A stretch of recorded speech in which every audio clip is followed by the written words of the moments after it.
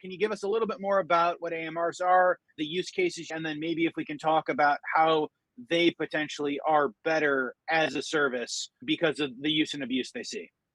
Got it. So we do everything from 250 kg AMRs up to 500,000 pounds. I'm not sure what the Wow, kg conversion on that is. a lot. So we carry a lot of different brands. One of the ones we're super excited about right now is Peer, PR. It was designed or funded by Black & Decker for the design in India, and they're bringing them over to the US to be assembled in the US. And it's basically a $32,000, $35,000 AMR compared to our competitors at 45 to 70. The big problem with AMRs have been the ROI. It's hard to Hmm. spend 50,000 on something that's literally just moving material back and forth. When you realize how much time is wasted by your humans doing it, it's a faster ROI. But what Yep. we've been told by the biggest companies in the world is 25 grand is the magic number. 45 really isn't working. We've got something Interesting. that's about within 10 grand of what they think is a great ROI. And let's be honest, all customers are cheap, so they're going to be a little off. Actually, this robot, if you're buying 100 or more at a time, we can get it for 25 grand a piece, about just north of that. So that's a huge game changer. That's another great one for robots as a service, because Hmm. that thing could run you as little as $9 and $10 an hour to have in your operation. So you could Interesting. have three of them in there for about 30 bucks an hour, and you're replacing at least 1 to 1.5 people moving material back and forth in your factory or lab. Our whole thing is trying to figure out what our customer use cases are. Most of it is material moving. We have been and will be at ATX on October 10th and 11th in Minneapolis. We will have an AMR with an arm mounted on it. The key thing is our customers want to move arms from station to do subassembly and QA tasks. And Okay. these AMRs make it affordable.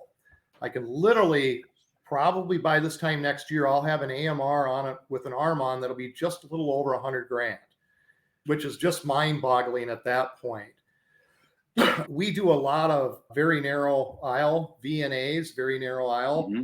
counterbalance forklifts. So moving products around the warehouse, pallets, palletizing, putting it up on the pallet racks automatically Hmm. has been a great ROI for our customers. Now those get into the $200,000 to $400,000 range, depending on payload, complexity, and height. Again, numbers affect. When you're buying 2 or 4 at a time, I get a much better price than if I'm building one. My suppliers are building one at a time. Hmm. We're brand agnostic. Our brand is beyond AMR because we're taking AMRs beyond just trawling something around. And really what Infinity Robotics is trying to become is if you do remember who Sears Roebuck and Company was, they had a line of appliances called Kenmore. They never made appliances. They went to Whirlpool, Maypag, Amana, and they self-branded it. And that's what we're trying to be for our customers, because there's no one manufacturer that meets everybody's needs. But we would like to be a single source that they can go to, get the right products, the right support, 24/7 nationwide coverage, and be successful with their AMR integration and get a decent ROI for it, at least have that defined up front. And that ROI is very easy to define when I'm talking robots as a service. The math is easy. I'm going to 1,800 hours a year. I'm probably going to use this, times it by 10, 20, 30, 40 bucks, whatever the system looks like.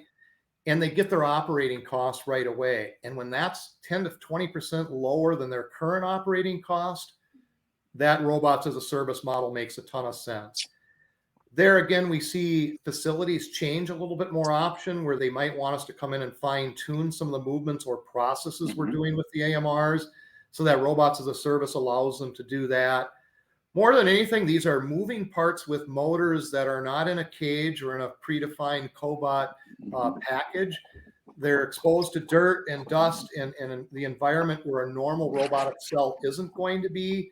So therefore, we do anticipate there's going to be a much higher maintenance routine with them. We aren't coming out once a year to change the oil on an arm and some Hmm. batteries. We might be out there twice a year replacing tires, depending on how many miles you're putting on these.